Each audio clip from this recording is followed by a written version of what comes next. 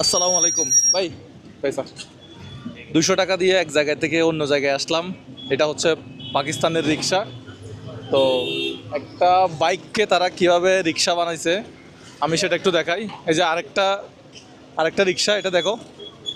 এটা হচ্ছে একটা বাইক, জাস্ট পেছনের চাকাটা খুলে ওরা কি করছে, দুইটা ইয়া লাগাই দিছে, দুইটা চাকা লাগাই দিছে। ওই ওই পাশে একটা আছে, এটা একটু দেখাই। আর এটা আমরা একটা কাপড়ের মার্কেটে আসছি, এটা একটা কাপড়ের মার্কেট। আমি একটু একটা রিক্সাটা দেখাবো।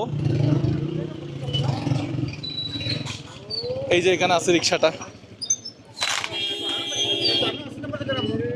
পেছনে তিনজন বসে, তিনজন। এই যে আমরা যে রিক্সাতে করে এখন আসলাম, এটা হচ্ছে পাকিস্তানের রিক্সা।